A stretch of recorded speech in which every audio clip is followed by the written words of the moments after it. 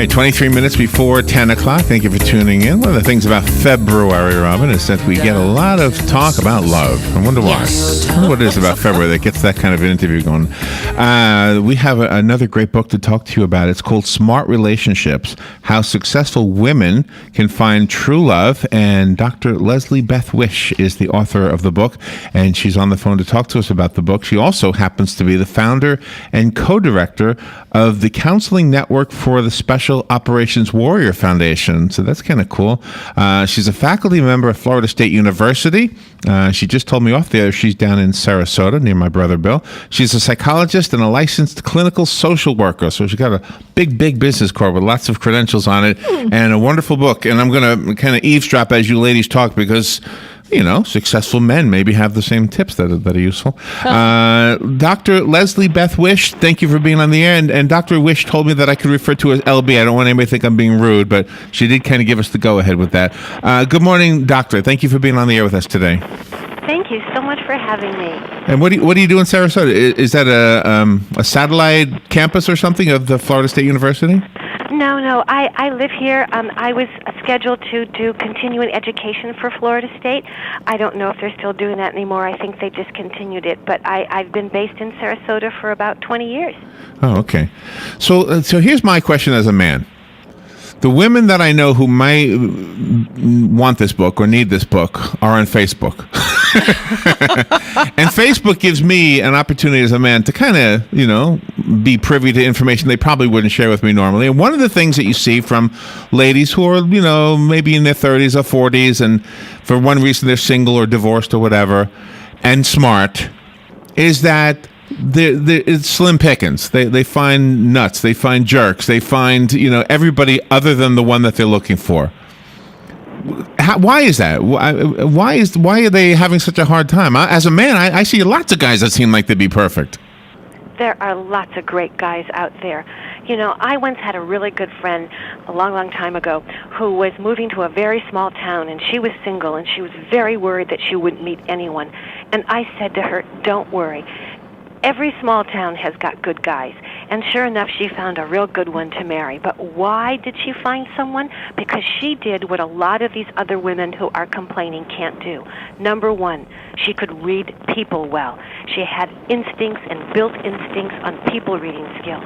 And she could read herself well to sense when maybe she was getting too excited about the guy and knew that that was one of her trouble signs. So the first step women should do is learn how to read people. Look at their behavior. What does it tell you, for example, when a man has to touch the waitress all the time or has to order everything for you and doesn't give you a voice to order? These are tells. Yeah, if he's touching the waitress, that's a big red flag. You don't want to do that. Then what about the relationships that start out online? And I'm not picking on them, but I've heard success stories and I've heard horror stories. What are your thoughts on that? There's nothing like being with someone in the moment, in person to person. You know, you can write just about anything great about yourself or feel more comfortable with the remoteness of sending people information via the internet in print. And then when you talk on the phone, just think for a moment, how easy is it to present yourself well, to have a great conversation, but then be very different in person? Body language, conversation styles in the moment are very different. So when a person is embarking on dating, whether it's for the first time or to get back in the dating scene after not being there for a while, how is it really normal for them to be nervous and just treat every date as a first date? That's a great question. Here's my best answer that came from my research. Because remember, this book was based not just on my own, thoughts and experience, but more, almost exclusively, actually, on research findings over 5 years. Here's what has worked the best. Don't date. Forget about dating, that romantic, corner in the restaurant or, your favorite place. Hang out. Run errands together. Meet each other's friends. Spend a morning over coffee and just walking your town. Go to a free event like a boat show or a car show or an art show. See what it's like to be with this person. Does he cling to you? Does he wander off and not tell you anything? Does he make comments about how stupid the show is? That will tell you a whole lot more than some contrived date. And that way you get a chance to do just the opposite of what you usually do on a date, which is be on your best behavior. You should let a guy know some of your quirks to kind of test his reactions. So if you drop things all the time or go the wrong way, you can learn how he responds to you. But see, I think as a guy listening to that would be perfect for a guy to use too. Mm-hmm. In the what do you call it? The personal ads in the paper or whatever. The women will always write, "I like long walks on the beach." Yeah. Well, so we do too. But what is that about? I mean, I like your idea of going to a show or something like that, and I don't mean sitting in a seat, but like a car show or art show, an art show or something like that. Yeah, where you can talk about something. And watch what happens. Watch whether he gets impatient or she gets impatient if the line is too long for free coffee or something. I mean, that tells you so much more about a person, because honestly, once you're with a person in a long-term relationship, your life is kind of always in third gear. It's everyday life, and it's going to be spent doing mundane things. So you better find a way to create joy in the ordinary. What about money? Should you be interested in how much money he has or earns? Well, studies show that with women increasingly getting more and more jobs and more education, they're inching out men in many categories. So is it okay for a woman to make more than a guy? The answer is yes and no. It really depends on how mature the man is with making less money and what kind of system the couple can create where no one feels more in charge. Usually the person with the money has the power, and you have to be careful about that. And that's a really good question, because I don't think people would get along if, say, one person is making $30 an hour and the other person is making minimum wage. Exactly, and it depends on how you make decisions. Usually, as I said before, he or she who has the money has the power, and that can create a lot of imbalances and problems in marriages. So it becomes an issue of becoming a better problem-solving team. If you can solve how to make decisions that don't, disregard someone's lack of money, then you're a winning couple. As an employer, I wouldn't want to hire somebody that had an employment history that looked like he or she was jumping from job to job to job. Mm-hmm. And for the same token, I would think that a man or a woman would be cautious about dating somebody who had that same kind of dating history, especially if those dates were married. In other words, you're with somebody who's been divorced 3 times. Yeah. It's probably a red flag. Right. What do you think about that? Well, let's start with the money issue. There are 2 things that men and women want in a relationship. They want to feel warm. They want to feel understood. They want to know that their partner is empathic, but they also want to feel safe. And what I mean by that is that you can rely on your partner to have him or her as your wingman or, wingwoman. And so when you have a partner who has a spotty job history and maybe no career ambitions or realistic pathway, that makes a person feel that they don't have a reliable partner. And that should be a red flag to walk away. Yeah, but then again, what if, we like to be understanding. Let's say a woman is with a guy, he's been divorced 3 times, and he just seems so genuine. And she says, I read the book, I know what Dr. Wish is talking about here, and I don't disagree with her, but with this guy, he's different. This guy is different. What would you say to her? Is there enough information in what I just told you to even respond? Yes, he really truly might be different. You have to know the circumstances, and you need to have your man or woman tell you his or her story. But you're not looking for just facts. What you should be looking for is how much does this person understand about him or herself? How deeply have they delved?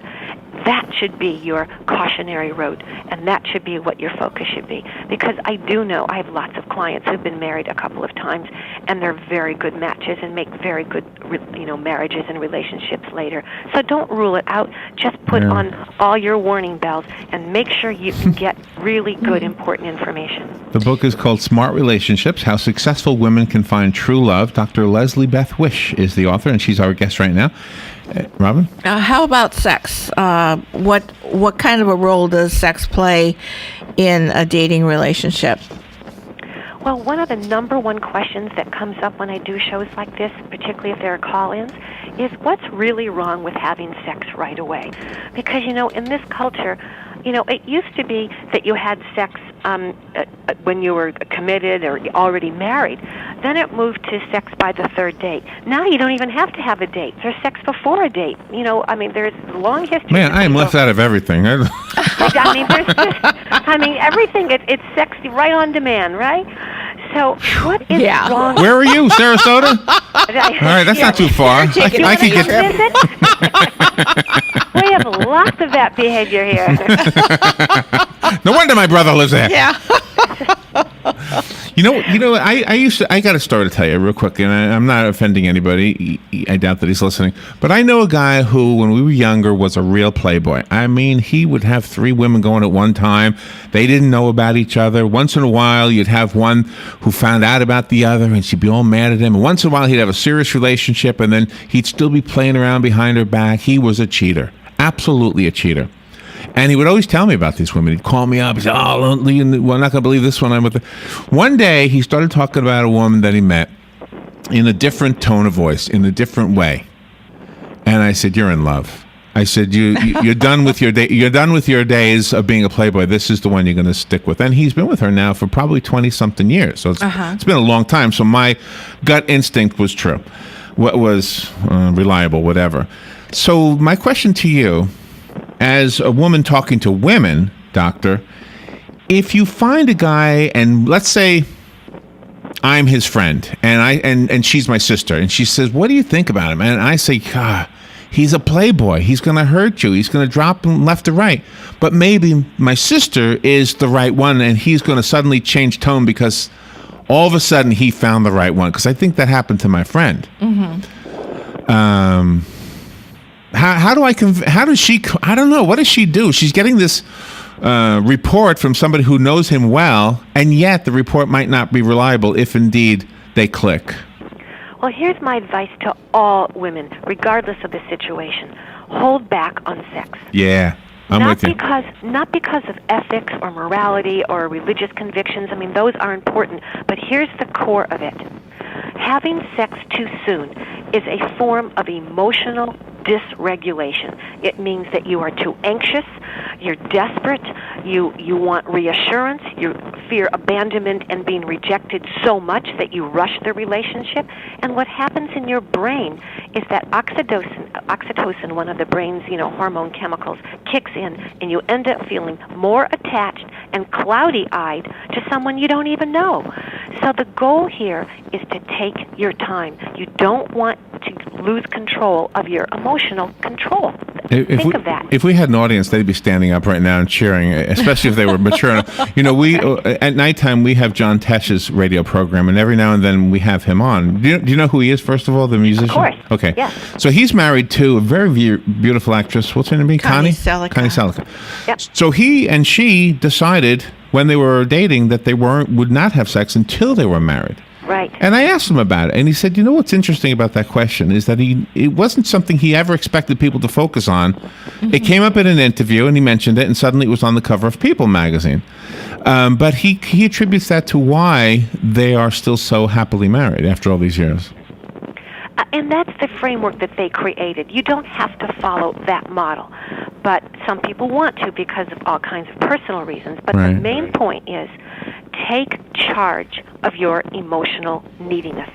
If you rush a relationship, if you rush sex because it feels right, back in the 60s and 70s, if you feel it, do it. Don't listen to that. That's not a very good message. You can't undo sex once you've done it the first time. It's really hard to do that. Yeah, I guess so. I mean, you can say to a guy, look, we had sex too soon, let's roll it back. People do that, which is a good idea if you feel you've faltered. Right. But in general, the idea of sex isn't about sex. It's about taking charge of your need to connect, to get over the anxiety, to control it, and to feel reassured. Use the time without sex to hang out. Go back to that idea of undating dates. And people need to have honest relationships, because maybe when people are dating, one person wants children, say the fella, and then the a woman doesn't want children, or maybe there are children in the picture and they don't want to tell the other person yet. You have to bring things like that up front in the beginning, I feel. Is that right? That you have children and want children? Yes Yeah. and no. You know, it's kind of goes back to that story that you just told me about your Playboy friend. It is amazing what love can do. Good, solid, healthy love can do to things like, I don't want children. So it's a double-edged sword. Some of those ultimatums you might want to save until you know that perhaps this relationship is going to be on the path towards a good one. I wonder how many. I wonder how people would respond to this. And doctor, I want to know your response. Obviously, the looks issue. You find. I mean, men is kind of superficial when it comes to looks. I think we're so attracted to pretty ladies. There was an article online that I read about an experiment that some woman did. She put a beautiful picture of one of her friends, and she put the worst profile on the dating site, and guys were still responding to it. Like, this is a horrible person, but she's pretty, so the guys are saying, see, a woman would never do that. A woman would see a handsome guy, but a terrible profile and says, well, I'm staying away from him. Yeah. Why is it that looks seems, and I think, it's a shame, because I think a lot of guys missed out on some really wonderful women simply because they were distracted by the looks of another woman. Mm-hmm. You got it. You are so right. And that's because for various biological and survival reasons, men tend to be more visually stimulated. And some of the anthropological theories are that they're looking for the Marilyn Monroe proportions. They're looking at hip and waist ratio, because that has to do with easy childbearing, and this is unconscious and very hardwired into us. But a pretty face is a pretty face, and a nice body is a nice body. But think of all those romantic comedies where the best friend turns out to be the one who the person chooses, right? There's tons of stories like that. Yeah, the best ugly friend. Yes, the plain Jane, or the regular Robert, and I think that's the whole point of why you should take time in a relationship to create dating experiences that resemble real life as much as possible. A normal-looking person begins to look more attractive. So here's the hard pill to swallow, I think, for a pretty lady.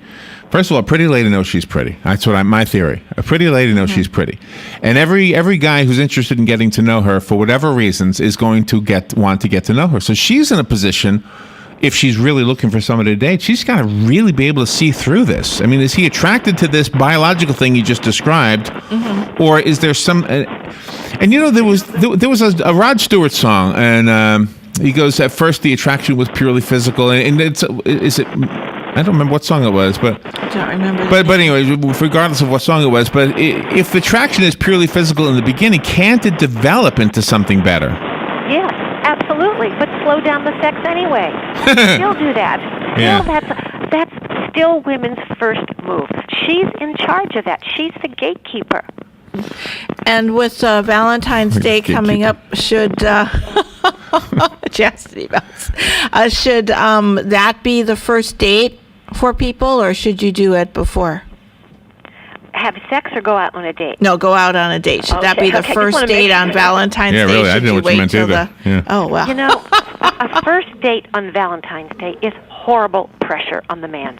He's got to come up with roses and this, that, and the other, and what does she like, and don't give candy, and perfume's too personal, and does he buy her anything?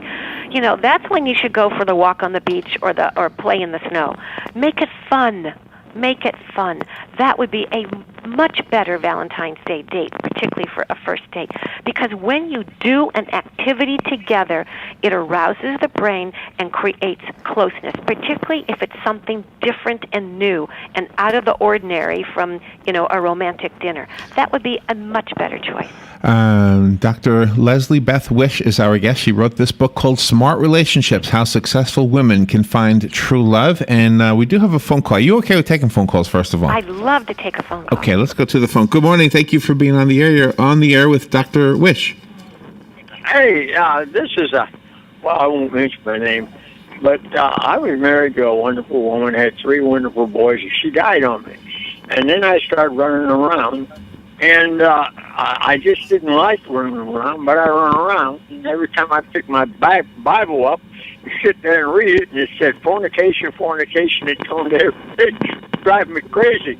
Then I met a cute little girl, a cute little woman, but she was a singing Italian. Now, nothing wrong with singing Italian, but it just happened the wrong one I made it up with. And I married her, and oh my God, my life was awful all the time. And yet, sexually we got along good, and we were a wonderful dancer. But I'm telling you, it was hell living. So I'd like to give a little advice. Don't go to work just because of sex involved in it. Get the woman, let the Lord or somebody pick the woman for you, because if you pick her, you're going to make a mistake. Okay? I love that. Good advice, yeah. Wow. And that goes right along, Mr. Person, whoever you are, that goes right along with what I've been saying. You ended up getting smart. Take your time. Sex arouses the brain, clouds your vision, makes you get attached before you can get to your common sense. In the back of the book, you have kind of a chart, the ABCs of observing men, the extremes, the extremes on both ends. Is that chart usable because you want the guy who doesn't do either extreme? Like, for example, let's see, he seeks approval of your friends, that's one extreme, or he cuts you off from your friends as another extreme. So what do you want, somebody kind of halfway between the two? Well, you don't want someone who's just going to charm your friends. You know, these charming guys, and you have to be very careful, because really what it's about is they want to sway their opinion of him and advocate for him. So be careful of men who need too much to please. And of course, on the other side, you don't want a partner who isolates you from your friends. That's one of the first warning signs of domestic violence. Let me squeeze in one more phone call, and then we'll give this book away. Good morning, you're on the air. Yes, good morning, Doctor. When a guy gets up in age a little bit and all those wonderful little parts don't want to work the way they should be working, of course we've got our Viagra and we got our Cialis and all those other good things. When a woman reaches 50ish and she's going through her change, and she has a little bit of a problem too, is there anything that a woman can take to help her along? There are lots of things.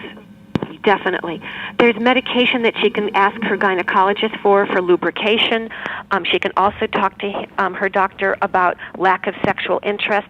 And if the woman is interested in that, she will already have done that on her own.